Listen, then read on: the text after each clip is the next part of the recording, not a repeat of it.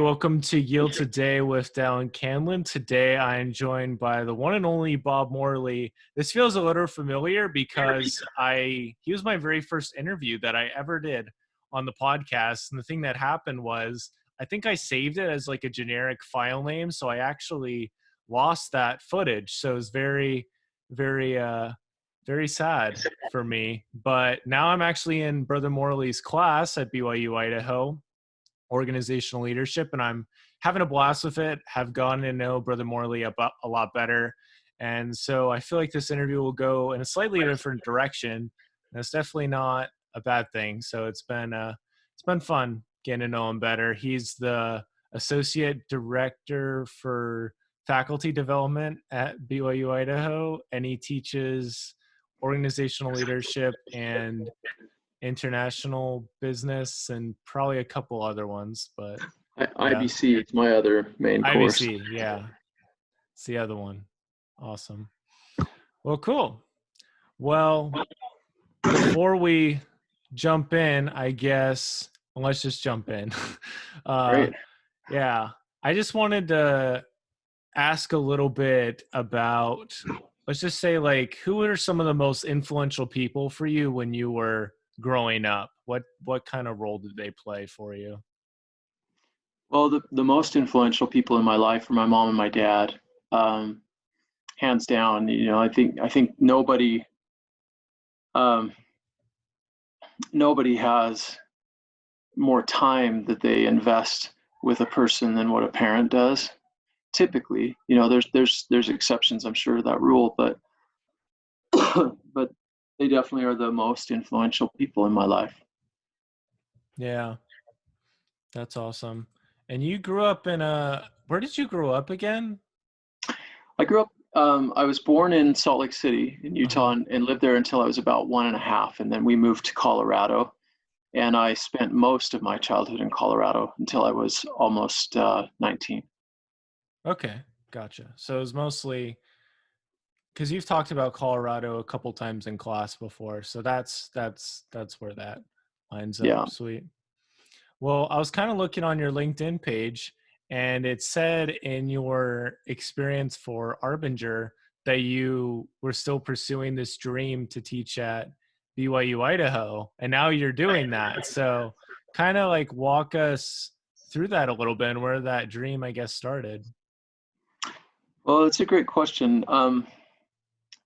I think for me, most of my youth, I didn't really know what I wanted to do. I think most youth are that way, and my experience really had to do with having experiences every once in a while where I would learn that I was maybe talented at something or things like that, and that would at least give me a little glimpse of what the future might be.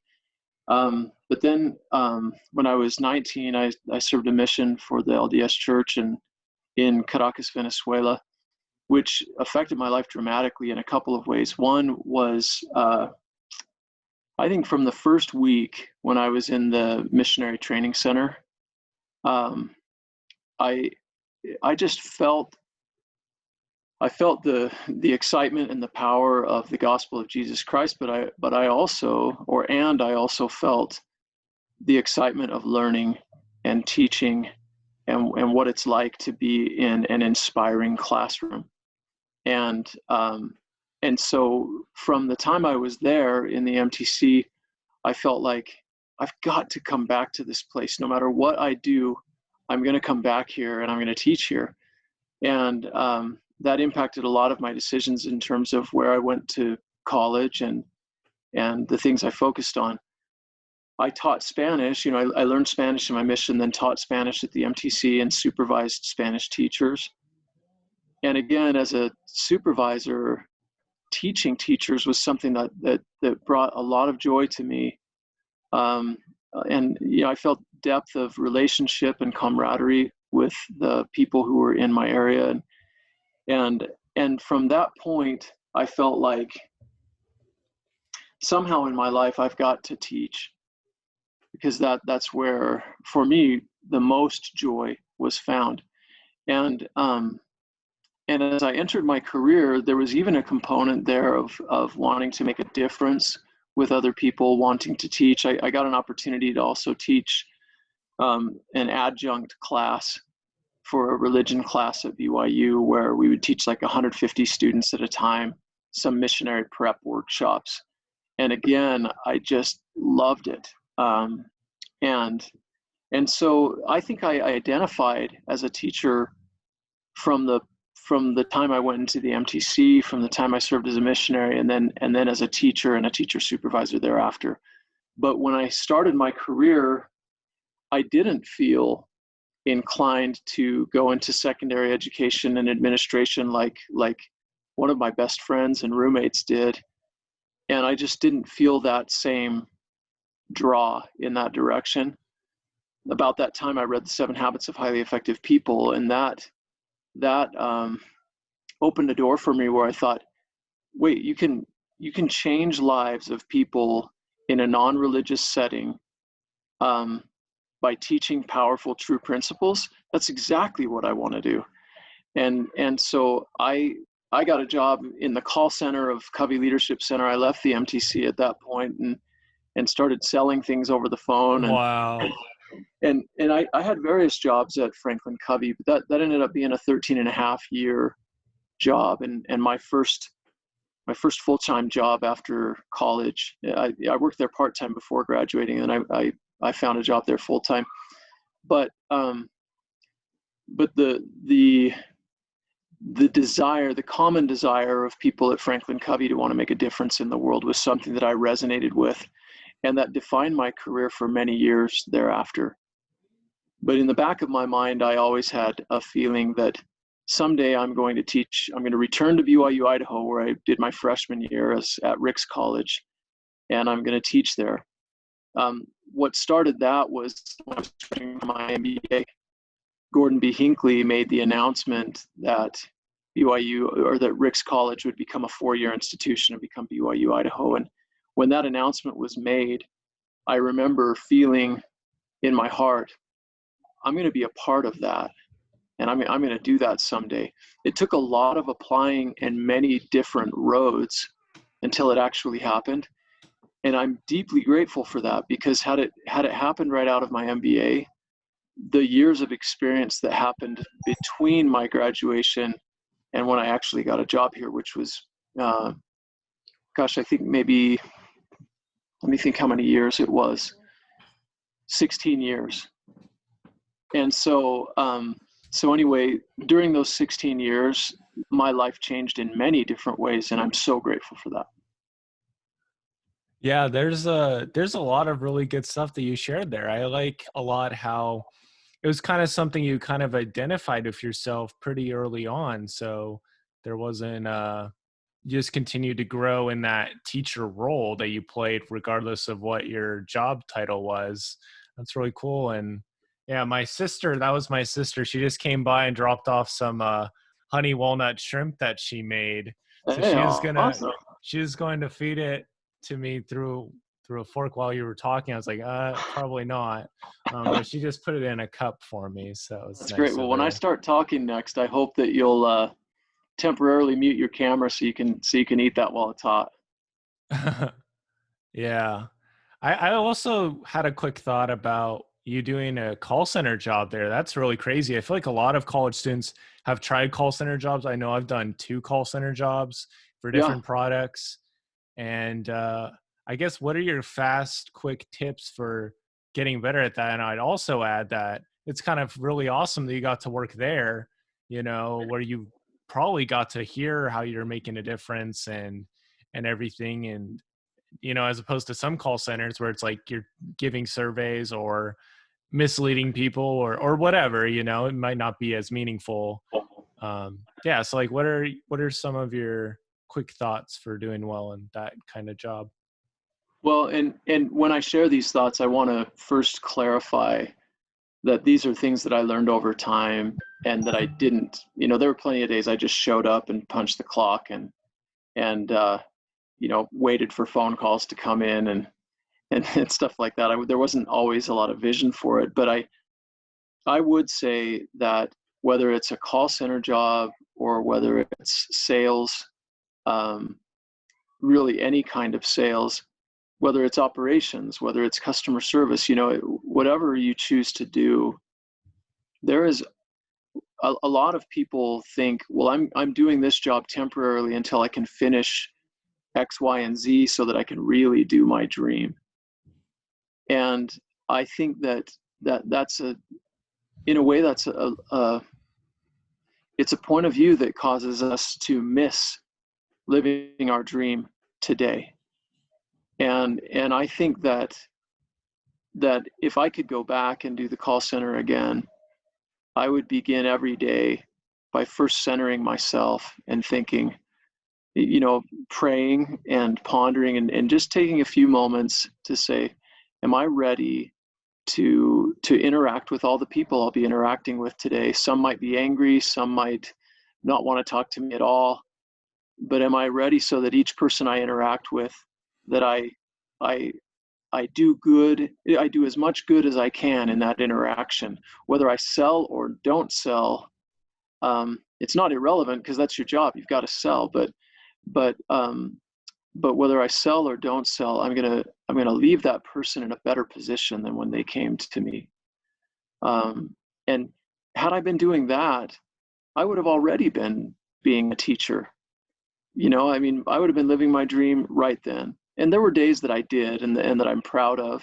And there were other days that are just days.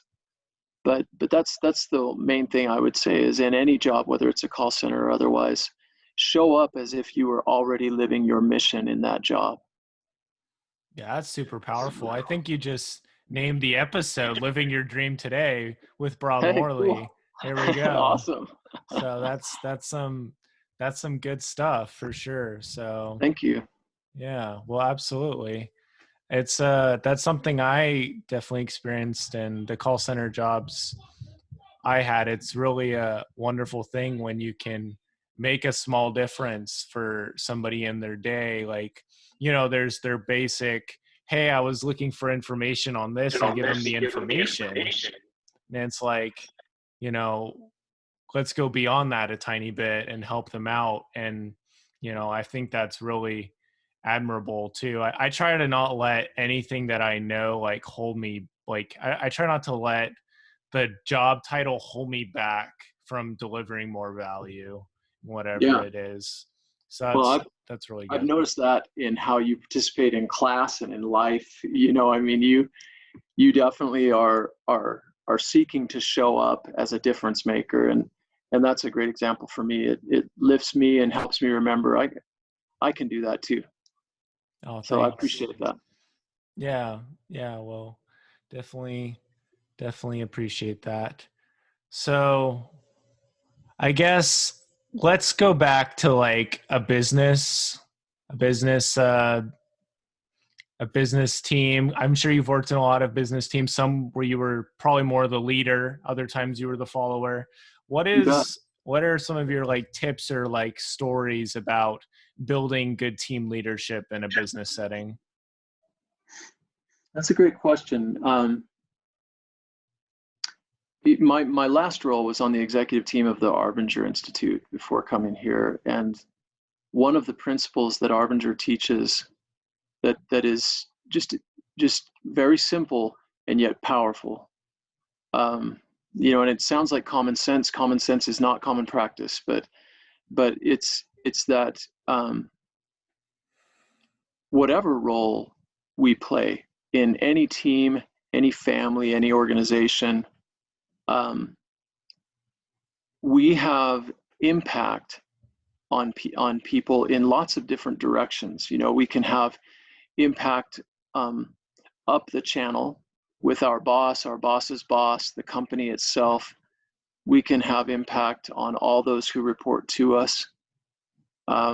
We have impact on every customer with whom we interact, and that's whether we're in a sales role or whether we are currently working in housekeeping for the company. We have impact in many directions. And then we also have impact on all those who interact with the organization, not as customers, but as suppliers or other relationships. And in all of those directions, true leadership is when we define our roles and what we do and how we execute those roles. based on our impact in all directions. And so whether you're a leader and you're trying to help your whole team work that way, or whether you're just joining a team and you want to make a difference, redefining your job description in terms of your impact on all those who you affect is a powerful step. And that also changes how teams work together. When the whole team does that, it changes how families align and work together. So that's something that I think that's probably the most important counsel that I would give myself if I were leading a team again right now.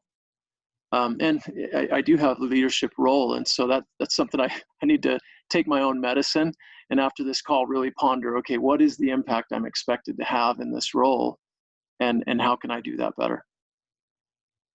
Yeah, I really like that. Just thinking about how you all can influence one another and help one another in any given role. So that's some really good stuff. Well, what's well, I guess if we were to dive back into that living the dream today pool, what other thoughts do you have on that? How have you got into that mindset and that way of living? Well, one of the things that has caused that, I mean, I think the most important thing that has caused that is, and I don't know if our audience is going to be all religious listeners or not, but Yeah, it'll be a mix. yeah, so I would say that all of the enlightening phases that I've been through in my life where I've had a shift, and for me that was a real shift because I spent many years thinking that what I was doing was preparation for what I would eventually be doing, rather than I'm doing now what I should be doing now, and I'm living my dream, and I'm fulfilling my mission now. But any discovery like that, whether you're a religious person or not, um, those epiphanies typically come to us when we are humbly listening and wanting to learn more, and wanting to question how we currently see things and wanting to see them better. And so some of it has come to me that way. And some of it has come by sad experience in that. And what I mean by that, I can't remember any job that I've ever had that was misery or that was a waste of time. Even when I worked fast food as a teenager, those experiences still impact me today. Mm. And I had opportunities back then as a teenager to positively impact other people when I chose to do so. And and definitely every time I have left a phase of my life, and any of the wonderful places where I've had the opportunity to work and the wonderful people with whom I've had the opportunity to work, every time that I've left, I've left thinking I had really appreciated and loved those people and loved that opportunity. But in retrospect, the appreciation and love only grows as you start to see what you really had while you were there. And so some of the learning has come by looking back and saying, wow, wait a minute, I was living my dream when I was 22. You know what I mean? I was living my dream when I was 30. I was living my dream. All of those things have come somewhat as retrospective revelations. But they don't have to be retrospective. I think if I were advising myself today, I would say, Bob, listen for, like, take time each day to really take in the opportunities that you have in gratitude and a desire to make a difference. And if you can combine gratitude for what you have right now with a deep desire to make a difference right now, then that's where fulfillment comes to life today. And it's taken me a good while to learn that. Like all people, I can remember phases where I started resenting a colleague or resenting my current job that I didn't like something about, or things like that. And all of that resentment was mostly just a waste of time. There was some of it that might have been divine discontent to drive me to do something better and to grow and to stretch. And there was also some of it that was just me being a complaining and whining mature person, you know. But I'm learning to not do that. Sounds good. Yeah, you said a lot of really good stuff in there too. I think my brother wanted to say something to me, so I'm gonna go Yeah, talk to him absolutely. super fast. Absolutely. Go ahead. Eat this. Yeah, please. Yeah, I don't want you to waste that.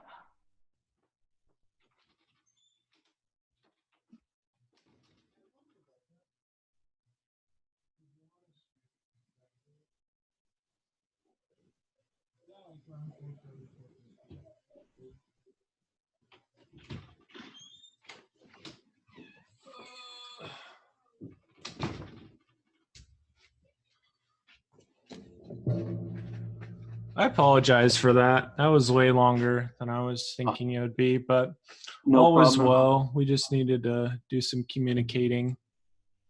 So, That's fine. mm-hmm. And I'm back too. I was just distracted for a sec, but Mm-hmm. No worries.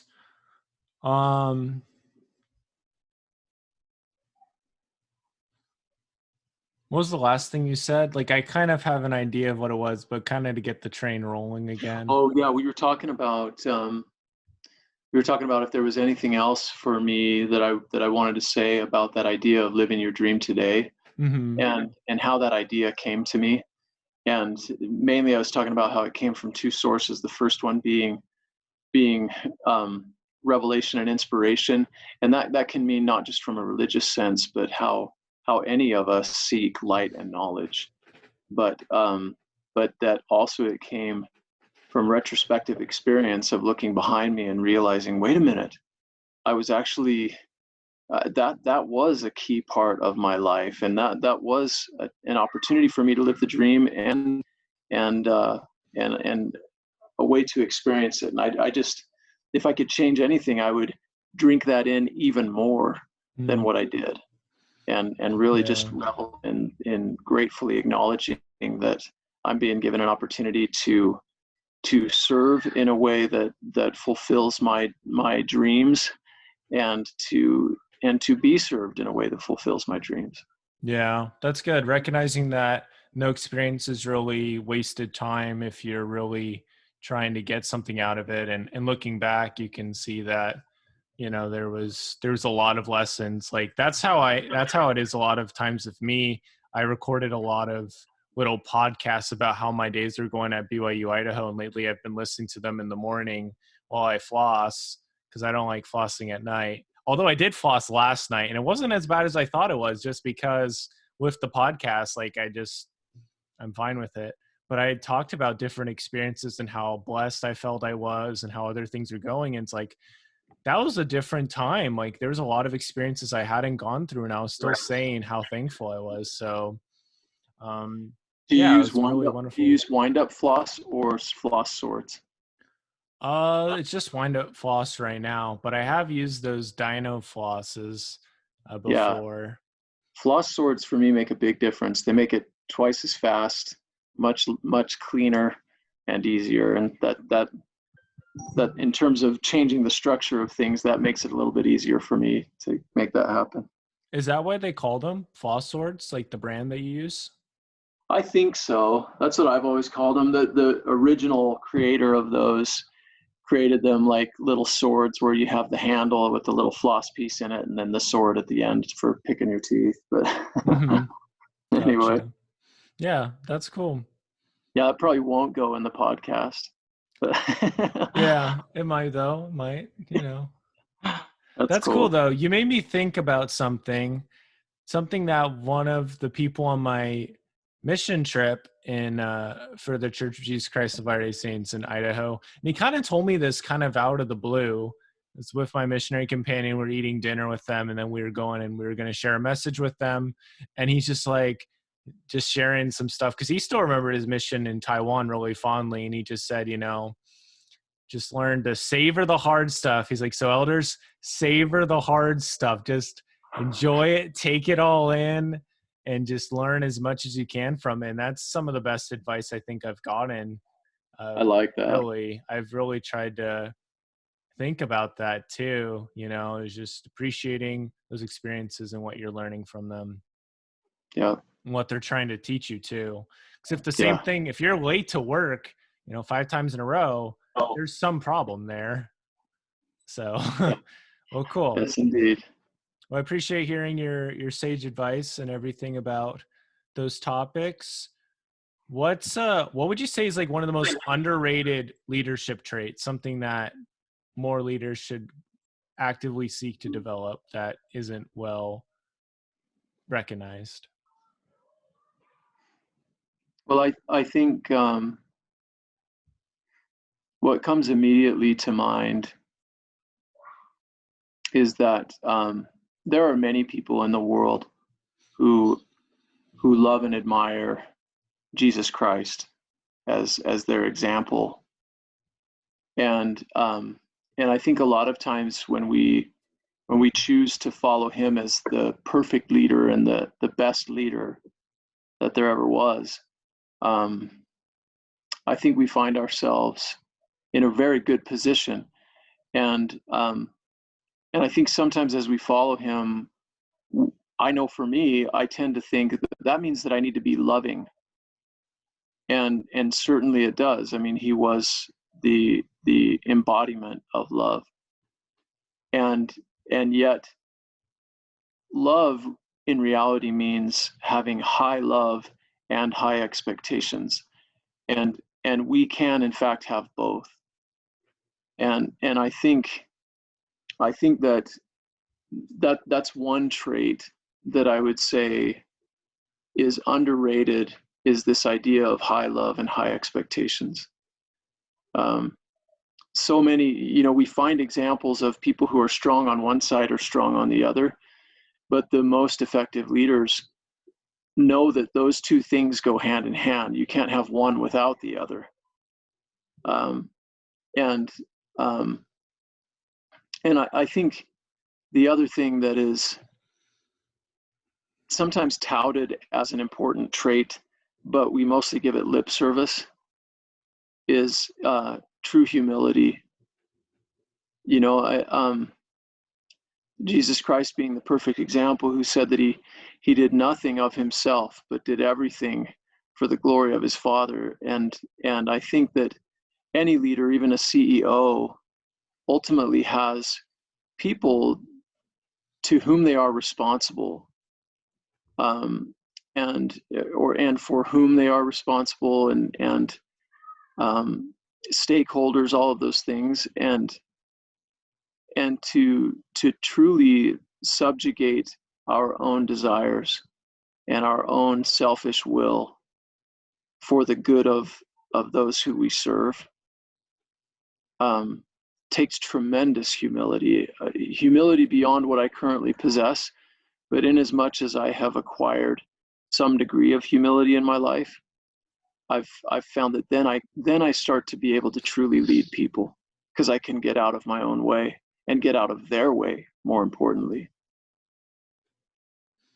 Yeah, it's said all the time, like you can't know what somebody's going through unless you can be in their shoes and see what they kind of feel like. So hold on, I'm gonna mute for a second because my doorbell just got rung and my dogs are gonna go crazy. Cool. So like, tell me a little bit about a time where you feel like your dream was kind of being, it was a little bit more uncertain it was going to happen. So my main question is like, what do you do to stay strong in the things you believe in when you're going through uncertain waters that might be threatening it? Yeah.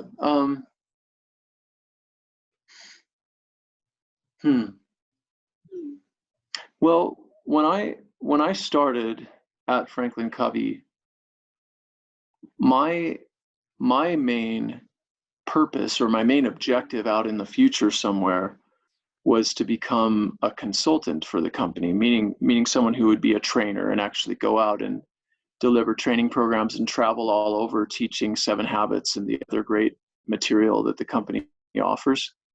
And over time, I learned that for me specifically, that dream was at odds with what I actually wanted more in life, which was to be more available for my family and home more often. I still chose international business, so I still did a fair amount of travel, but not as much as what a trainer does. And I don't regret that. But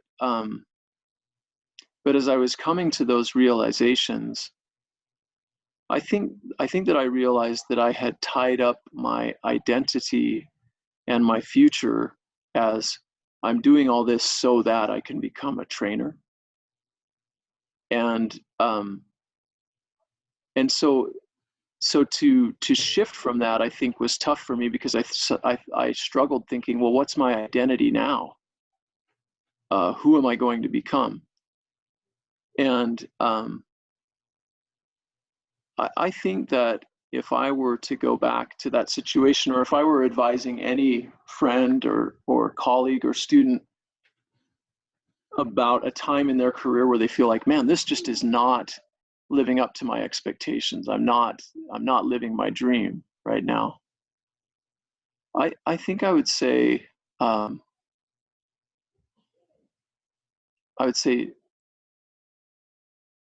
now is a great time, the best time probably, because you're not content, to step back and look at your current situation and think, what am I learning about myself now? What I like, what I don't like, what opportunities do I have to serve now? What opportunities do I have to live out the things that make my dream valuable, even though it looks different than what I originally planned? And had I gotten stuck at any point in my career on thinking I have to stick with my exact original plan and not been willing at all to make adjustment, I would have been a major. I think I would have set myself up as a roadblock or an obstacle to my own happiness. Because between God and life and circumstance, I've been guided into paths that were much better than what I would have designed had I, to me at one point in my life, as a young man, take this note card and write your dream on it, and I'll give it all to you. It would have been far less good than what I have actually received.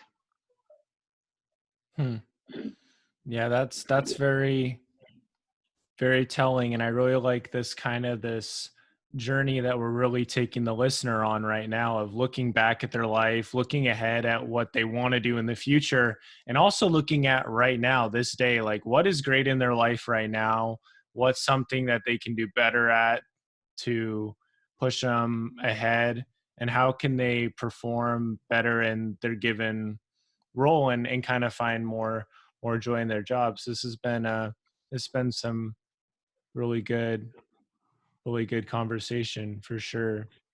Thank you. Yeah, it has been for me. It's been a lot of good discovery, which I appreciate your questions. They're very pointed and open questions. Get me to think. That's good. Yeah, I've definitely tried to get better at asking questions for sure. So I appreciate that feedback.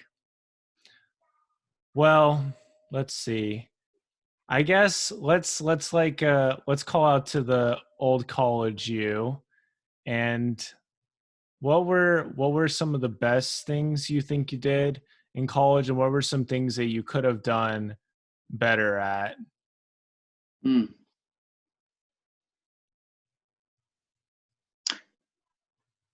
Well, one of the best things that I ever did in my life was to choose to serve as a missionary of the Church of Jesus Christ of Latter-day Saints.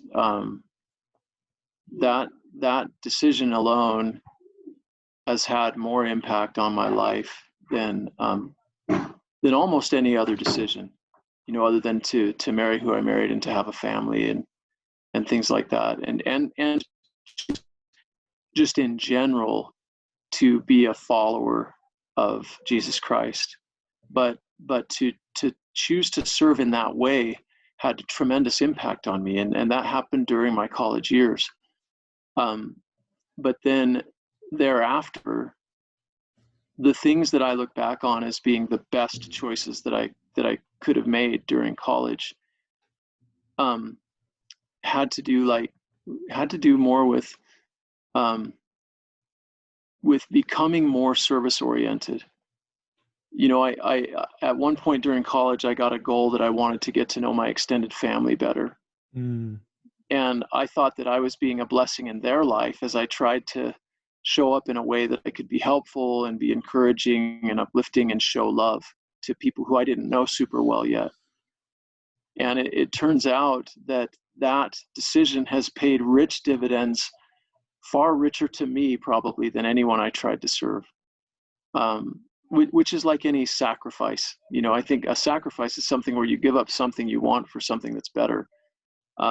Another one was I was dating a girl that she and her ward went to an old folks home, and they were going just to sing around the holidays. And I met a lady there that I felt compelled to become her friend and to come back again the next week. And that choice led on to me coming back week after week for a long time, and my sister joining us, my girlfriend joining us, and that led to a rich friendship. And again, it's one of those situations where you think, boy, aren't I doing a good thing?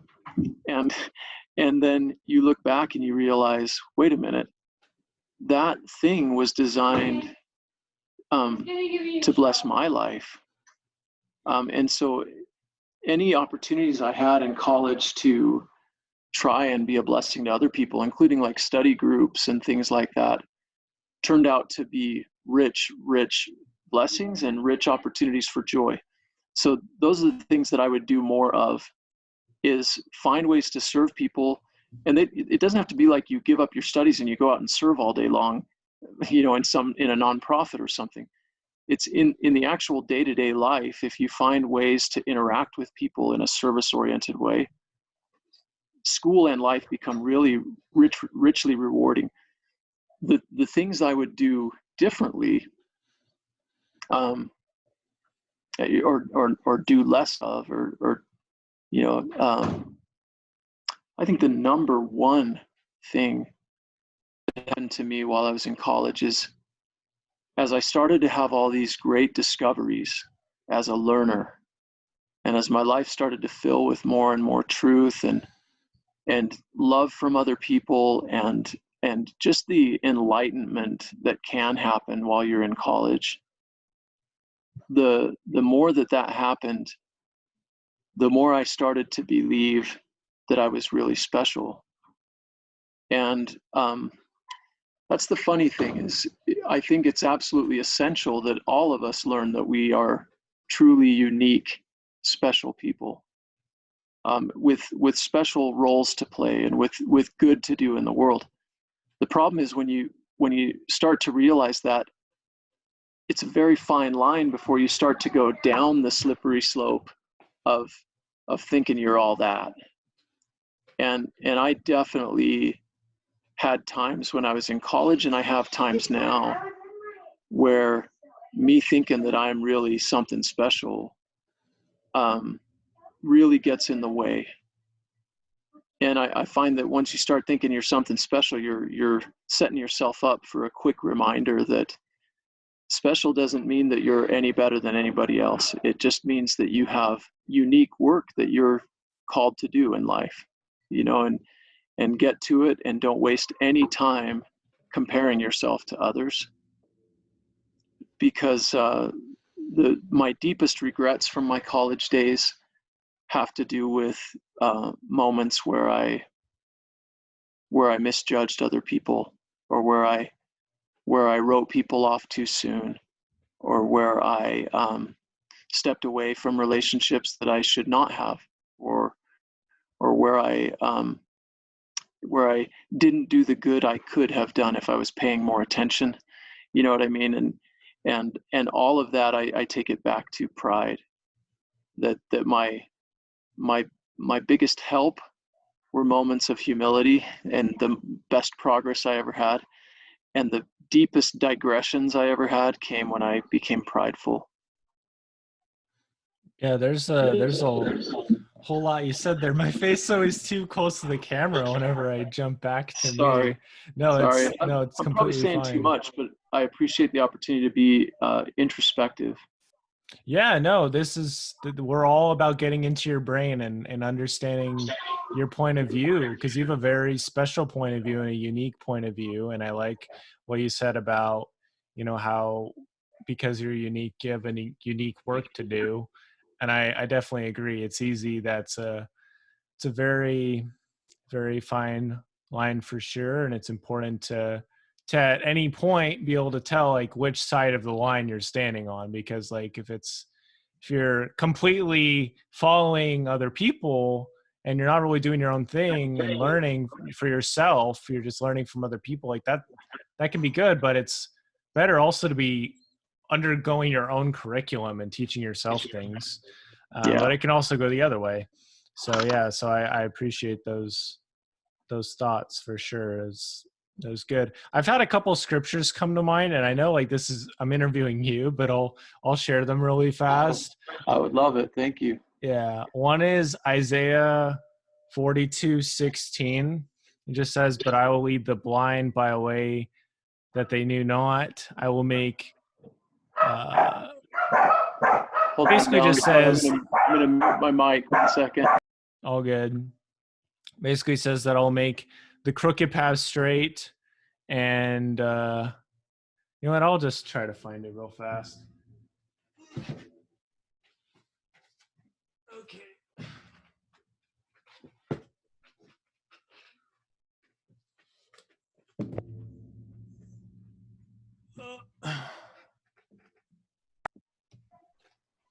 Okay.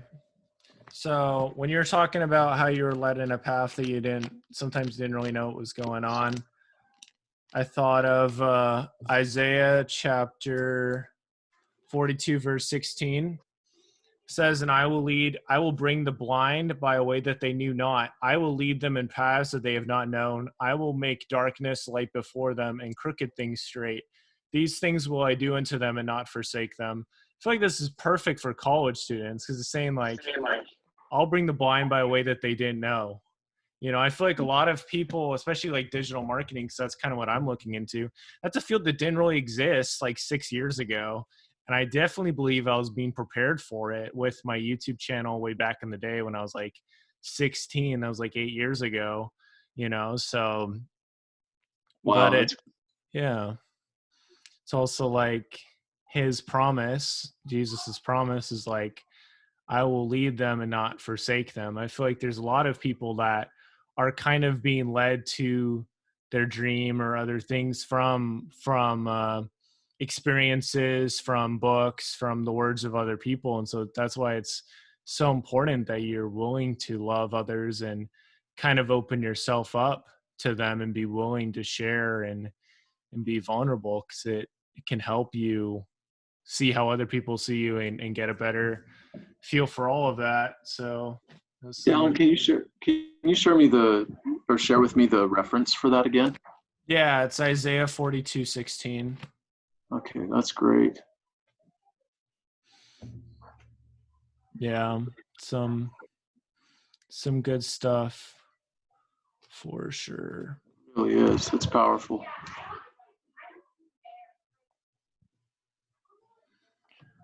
Sweet. Well, going along with your journey as a leader and becoming all that you've become so far, let's say, and this is just throwing this out there. You don't have to answer this question, but I thought it's a question that came to mind, so I thought I would throw it out there. Let's say you didn't change any of your habits, you didn't change anything about your life, you just continue to live your life as you're currently living it until you retire and die. You know, habits don't change, relationships with family don't change. You just kind of do it as you're doing it right now. And I'm not saying it's bad or anything, but you know, let's just say you did. What would you say would be one of your biggest regrets if that was how things went? Because I know you're with you in your role, you're constantly growing, constantly learning, but let's just say that that didn't happen from this point forward. That's a powerful question. Um, I think, one thing that I'm tremendously grateful for is this idea and this realization that already in my life I've been living my dreams.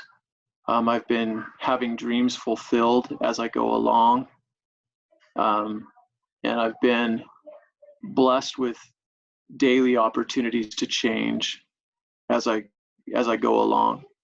And even this morning, I was feeling the lament that so many of us feel, which is like, man, when am I going to be able to get these habits right that I'm trying to establish, or when am I finally going to succeed at overcoming this self-limiting belief, or things like that. I think we all have those internal battles, and I think the battles within our souls are some of the most important battles we'll ever fight. So, if I were to give up on that fight and say I'm going to remain exactly as I am now, to me that would be hell. Yeah. I don't know. Same. Yeah, I don't know. I don't even know where to start on the list of the regrets that I would have. I would regret not learning to take better care of my body and sleep more. I would regret not finally getting more into a routine that I know is a routine that's more healthy for myself mentally, emotionally, physically. I would lament not having all of the myriad opportunities that I have now to get better and better at showing my children that I love them and that I care about them, and that I also want them to change and improve. I mean, and those are just the beginning of a long list, really a litany of things that would feel only part way baked. And to me, probably one of the most important gifts that I have been given in my life by my parents and by the Savior of the world is the realization that each day is a new day, and that I can do better. And oh my gosh, if I had to just stop and be content with how I am now and how things are, and just say, just accept it, just sit back and coast, it would go from my life being a heaven that's laced with hard things and struggles like we all have, to being a hell. And I just don't think I could do it. So great Yeah. question. And I'm never going to take anyone up on that opportunity. Yeah. Yeah, that's good. I really particularly liked what you said about how, you'd miss all these opportunities to help your kids out in different ways. And in it, that token, like, let's say you're doing a pretty good job. I don't have a bird's eye view on your life or anything, but from my perspective, you're doing a really good job. So Thanks. it sounds like they would still have that fatherly influence. But then when they were asked, like, well, what have you learned from your dad? It's like, well, he loves me and stuff, but he kind of just has struggled with these same things for like the last 40 years of his life, They might so say that anyway. yeah. Well, that's the wonderful thing, though, is that, Yeah. Christ knows exactly what it feels like to sleep in, or to say the wrong thing to a colleague or your best friend, and he can help us to, reclaim those victories that we've lost, and to Yes. reclaim those relationships. And that's something I've definitely experienced and wanted to say to anybody who's feeling that. I mean, like, there's times like when I feel like the battle's over, and yes, the battle might be over, but the war is not. And there's Yeah. always more learning and other things to grow from. And Christ is the general, and Heavenly Father is at the helm too. And so we can rely on them and the Holy Ghost too, to help us prepare and get ready for the craziness of the day. And definitely we're always supposed to be learning and growing and improving our weaponry and whatever, because the Bob Morley right now, he probably wouldn't be ready for what's coming in the next 20, 30 years to do That's what he right. needs to do. So That's right. And one of the great joys when you get to be middle-aged is if you've been blessed with with a with a way of life and a set of teachings that tell you that you're never done, then I think that's how we avoid many of the midlife crises that we see happen when people hit midlife, because they think, I'm not who I wanted to be, and they think they have to just totally go off the deep end to make a shift, when in reality, if you've been working every day to gradually adjust and become better and better over time, I think that's where we find a lot of satisfaction in knowing, I'm not what I want to be yet, but I've got another half of my life here on earth left to keep working on it, and I expect to keep working on it in the next world. mm-hmm. Yeah, it's definitely a real comfort that there's still time and there's other opportunities yet ahead, that if we do well right now, we'll be way more prepared for when those other things happen. So yeah, For that's sure. good. Well, I kind of feel like it'd be cool to hear like some of your thoughts from becoming a father, and like what has helped you in your fatherhood, maybe an experience or two, or just something that, one of those joys of fatherhood for you. Because for some, I mean, it's a real, some people it doesn't come as naturally, or I don't know, maybe they didn't do quite as much preparation, and it's a little bit more like that dive into the deep end, but they still want to be the best that they can. So what are some of your thoughts on that? Great question. Well, I was 31 when I became a father, and Yeah, that's how old my dad was too. It's kind of oh, crazy. cool. That's cool. Yeah. Well, I think, well, I don't think the best work that I have done in my life so far is the work that my wife and I have done together of bringing children into the world, um, and raising those children and trying our best to have a happy family, and failing miserably on many days, and experiencing great joy on many other days. And I think one one great thing that I have learned by being a father is that, in all of the quiet moments when I reflect on how I feel about my children, like when I had my first son, um, I remember feeling so just filled with love for him, and thinking, this is really the culmination of what you can feel in love for another human being. And then I kind of, I don't know if I ever had this picture in my mind, or if my mom had explained this to me before, but I definitely experienced it as I had more children. But I remember this feeling that that I thought, we have kind of a finite amount of love that we can feel, and as you have more children, you just need to spread yourself around more. And what I've learned is that as more children come into your life, you expand and your capacity to love expands. And that expanse of love is more than ample to be able to love each of those children deeply and equally and powerfully and uniquely, all in one breath, and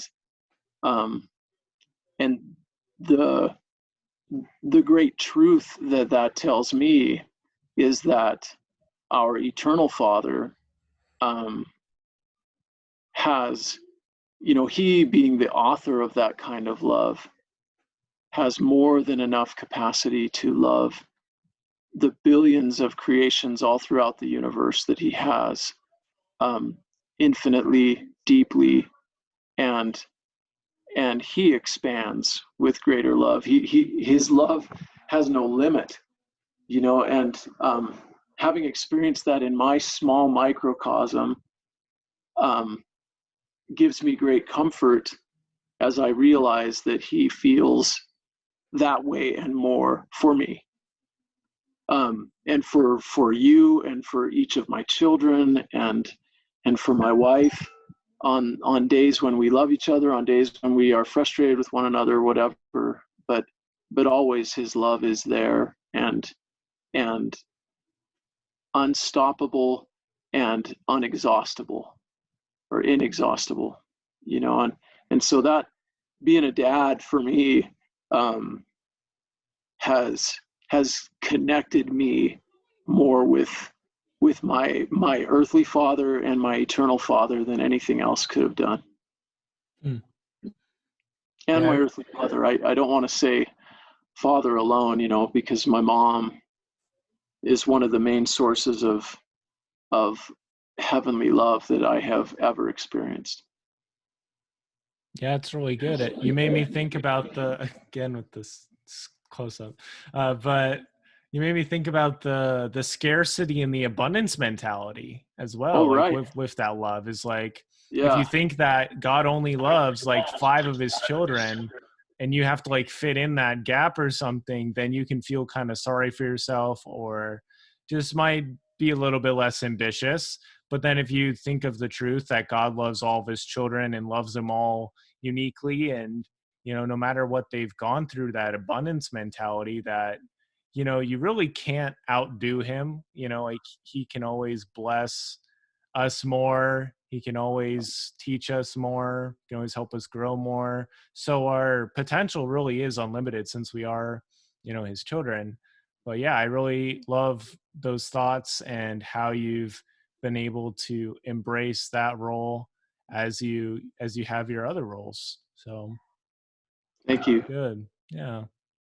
Well, I guess we're going to be finishing up this up, but before we go, I wanted to get a couple more thoughts on what your favorite habit of the 7 habits is. Mm. That's a great question. They are all so important.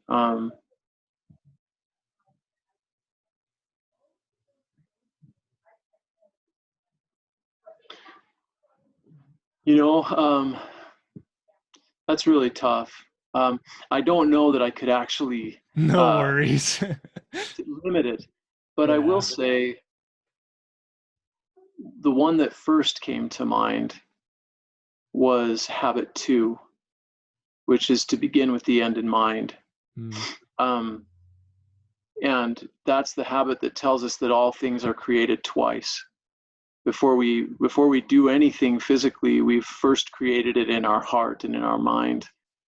And habit 1, of course, helps us realize that we are proactive and that we are the creative force in our life, and that we can co-create things with God.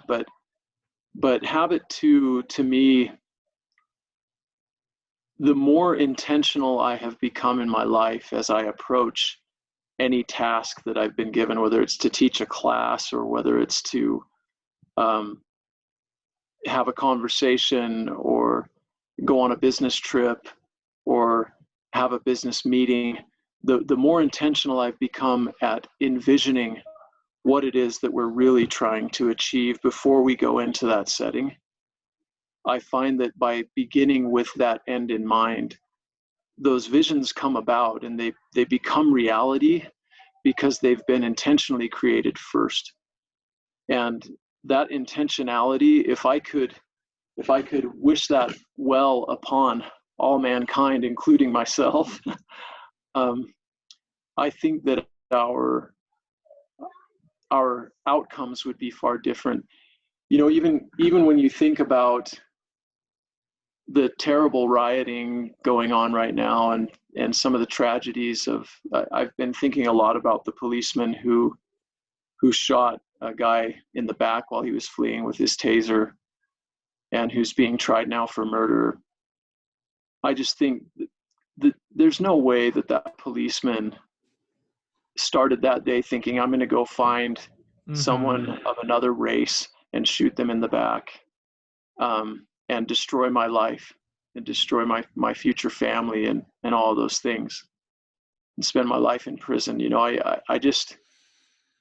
I think that if he and his partner had gone to that interaction with an intentionality of purpose of saying, in all cases, we will treat people this way. In all cases, what we are trying to achieve is actually this, and we will not allow things to anger us or distract us or to pull us in a heat of passion into pulling a trigger we wish we never would have pulled. I think that intentionality can help in those kinds of settings. It can help us at night when we read to our children. It can help us in so many ways. Yeah, no, that's perfect. It can really ease our minds on those things, thinking ahead and being like, well, if somebody were to offer me some cigarettes and you've already planned that in your mind, like, I'm not going to take any, that will never happen, but I'm not going to take any. And then when it does actually happen, it's like, oh yeah, no, thank you. Like, no, that's not something I want to take into my body.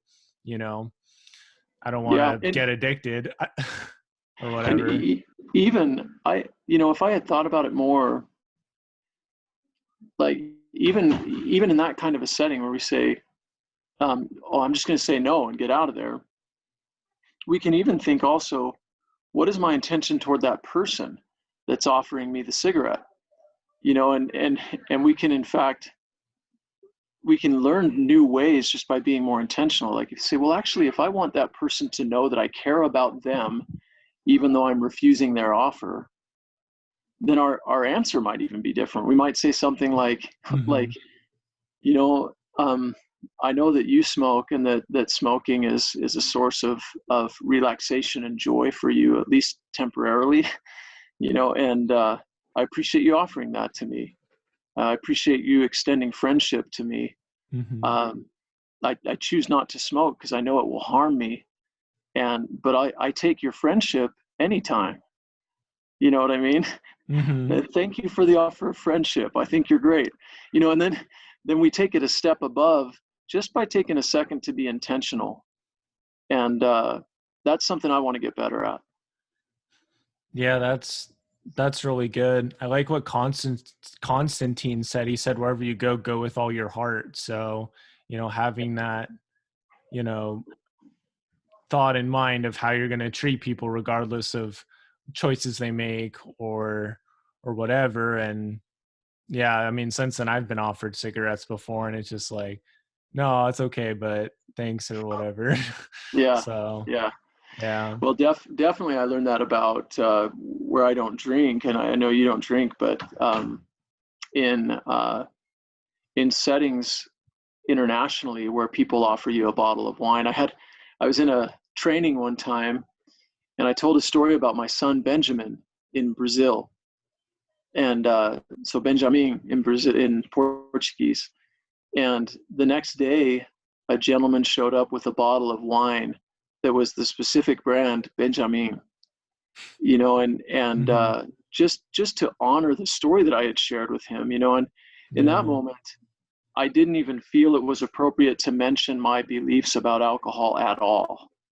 In that moment, all I wanted to do was just express gratitude for that very kind, very thoughtful gift.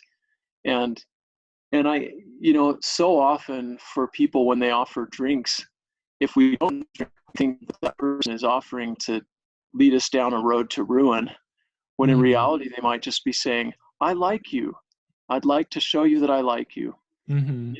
And we can respond in a way that reflects gratitude rather than just rejection.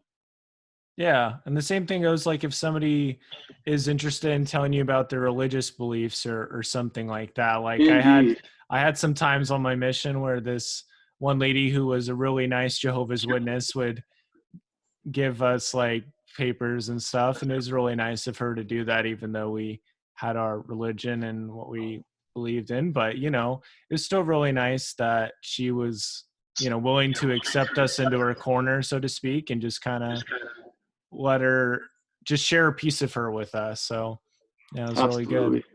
Cool. Well, Absolutely. yeah. Well, this has been a very fruitful discussion. I feel like looking back will be a good one to listen to in the future. Do you have any last thoughts for those who might be listening? This will most likely be the last interview of Yield Today. Hopefully it'll be uploaded in August. I'm doing a ton of interview working right now. I did 2 interviews this week, including this one, and I'll do one next week. So like, do you have any thoughts for the listeners, something you'd like them to remember?